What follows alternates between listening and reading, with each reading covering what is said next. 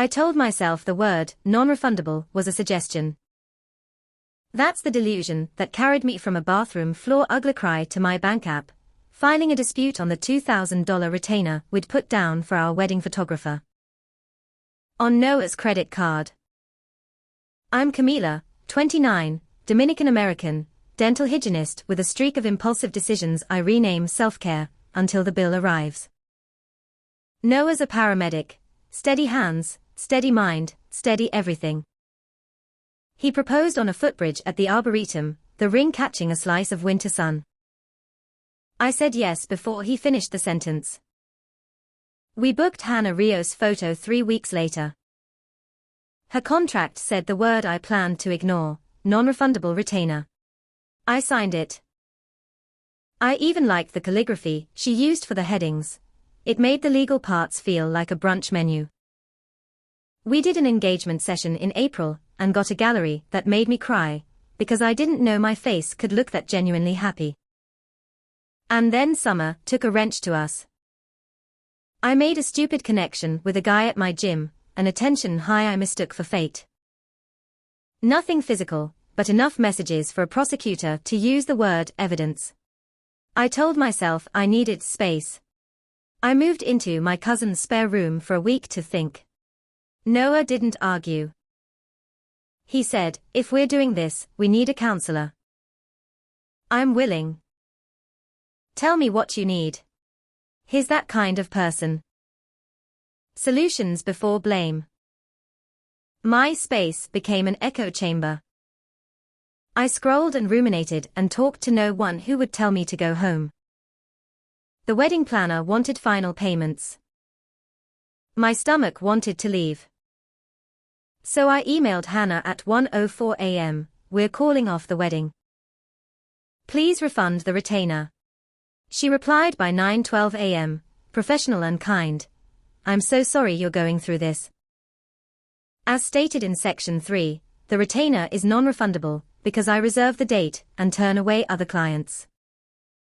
Happy to send a letter you can use with wedding insurance, if you have it.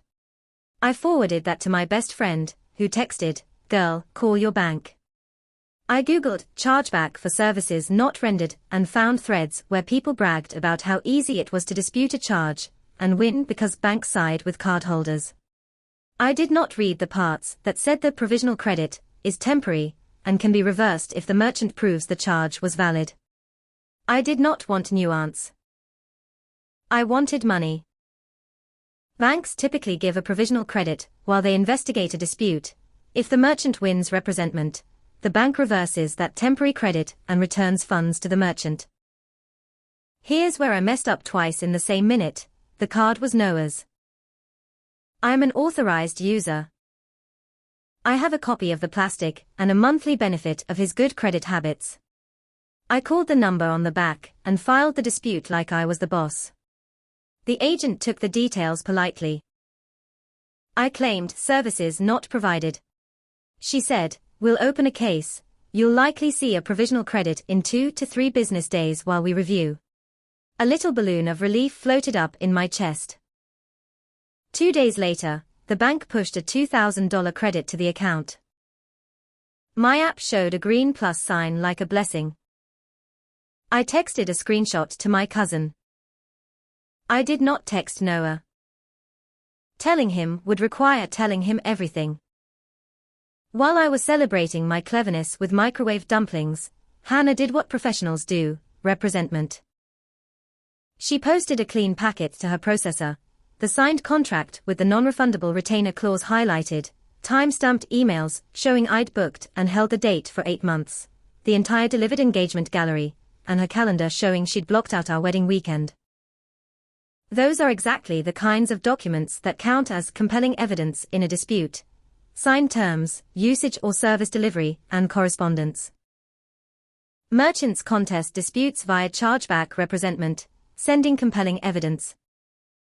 Contracts are terms, receipts, proof of services delivered, usage or access logs, and correspondence.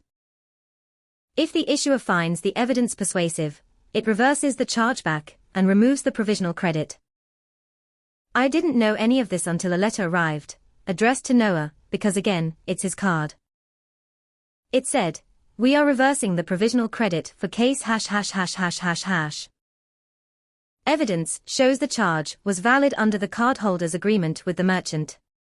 The app updated before I could finish the paragraph. The green plus became a grey minus. The money vanished from the account like it had never visited. Issuers can undo reverse provisional credits. That's the design. Funds are temporary pending investigation. When the merchant wins, the original transaction stands. Noah got home from a 24-hour shift, set his keys in the bowl, and held the letter like a lab result. He didn't slam it on the table. He said, calmly, "Did you file this?" I started with indignation, which is what people do when they're wrong and scared. "We didn't get the service," I said. "There's no wedding." He nodded at the letter. "We did get service. We got engagement photos. And we reserved a date she couldn't sell to someone else. That's what a retainer pays for." The way he said retainer made it sound like a word I'd never deserved to use. Retainers in service contracts, especially wedding photography, are typically non-refundable because the vendor holds the date and performs pre-event work. Many legal industry resources explain that when a contract clearly states non-refundable, it's generally enforceable, subject to specific state law. "I didn't think they'd make it so official," I said. I wanted to say unfair, but the word snagged in my throat. Noah put the letter down. "I didn't think you'd file a dispute on my card without telling me. The fight we didn't have stretched between us." He poured water. "He's the only person I know who drinks water as a coping mechanism." "I called Hannah this morning," he said. "I told her thank you for the engagement session, and that you and I are taking space. I sent her the emails she didn't have from my end. She didn't need them. She had enough." "So you helped her," I said. "It came out petty. I meant, you helped her beat me." "I didn't help her," he said. "I told the truth." He sat down across from me like a paramedic about to explain why your vitals are bad, but not hopeless. "You asked a bank to solve a problem you created," he said. "The bank gave you temporary money and took it back when the facts didn't match. That's not a scandal. That's the system working." I wanted to scream. I wanted to say banks always side with cardholders, which is one of those half-truths that becomes fiction when you run into a business owner who has documentation and a bank that still remembers the word agreement. Cardholders often win initially because issuers extend provisional credit, but merchants can win the case with evidence. Issuers regularly reverse the credit after representment. This cycle is exactly how friendly fraud, first-party disputes on valid charges, shows up in the real world. I told him about the gym guy, all at once, because shame wants to finish the job. I said I panicked, that the wedding felt like a train I couldn't slow, that disputing the retainer seemed like the only way to stop hemorrhaging money while I figured myself out. He didn't raise his voice. He said, "You don't file financial grenades when you need a conversation." He removed me as an authorized user that afternoon. He didn't gloat, he clicked. The email came like a receipt for a mistake. "Your access has been removed by the primary account holder." A week later, the bank sent him a generic note about account integrity and future dispute filings. He forwarded it to me without comment. I read, finally, all the articles I should have read before. Banks can undo close accounts, or restrict customers who abuse disputes, or file first-party fraud claims. Consequences can include account closure and difficulty opening new lines. It's not guaranteed, but it's not rare. I had been playing a game with rules I never bothered to learn. Issuers may close or restrict accounts after patterns of dispute abuse for first-party fraud. Financial institutions manage this as a risk and sometimes report it. Hannah didn't drag me online. She didn't subtweet. She sent a neutral invoice for the balance of the engagement session. We'd ordered 3 prints and a kind note. wishing you both healing. I paid it with my own debit card, hands shaking, as if atonement could be swiped. Noah and I tried counseling for 3 sessions. He showed up. I showed up physically. My mind was a door propped open to a hallway that didn't lead back to him. On the 4th week, he came early to my cousin's house with a banker's box of my things. A stack of puzzles, 2 sweaters, the weird mugs I like. And said, softly, "I'm done trying to convince you to stay." He set the box down and looked at me as if he were delivering a prognosis, stable, but not for us. Here's what he didn't do. He didn't trash my name to mutuals, didn't post, didn't seek revenge beyond reality. He simply let process speak. The bank reversed what I never should have taken. The vendor kept what her contract promised. He kept his dignity. I learned what happens when you confuse consumer protection with a free undo button. A month later, I did a cleaning on a long-time patient who loves to talk about courtroom shows. She asked, "How are you, love?" the way older ladies ask, expecting the truth.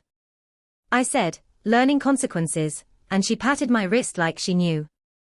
If you need the moral, banks aren't your therapist, and chargebacks aren't erasers. If you sign a non-refundable retainer, you're paying for the hold and the work already done, not just the day you imagined. And if you borrow someone else's credit, you owe them integrity before you owe yourself a refund. Non-refundable retainers compensate vendors for reserving dates and preliminary work. Chargeback systems allow merchant representment with evidence. Provisional credits can be reversed. I mailed Hannah a handwritten apology. I Venmo'd my cousin for rent plus the nuisance fee of listening to me spiral. I started a savings jar labeled "Own My Mess." It's corny. It's working. Noah's dating someone from his station now. Someone who knows how to sit with people in pain without trying to outsource it to a bank. I saw them at the farmer's market last Sunday. He looked more quiet than happy, which somehow felt true. I waved. He nodded, that small kind nod he gives patients and strangers and ex-fiancés who confused fairy lights with promises. I'm not the villain of the world. I'm the main character of the worst week of my life. I'm learning to read the whole contract. Hey everyone, thanks for watching. She tried to claw back a non-refundable wedding retainer by filing a chargeback on her fiancé's card. The photographer proved the contract and work delivered, the bank reversed the provisional credit, and her fiancé removed her as an authorized user and walked. No drama, just boundaries and receipts. Lesson: non-refundable means you're buying the hold and the prep, and chargebacks aren't a breakup tool. If you liked this video, please subscribe for more. Thanks, and see you all tomorrow.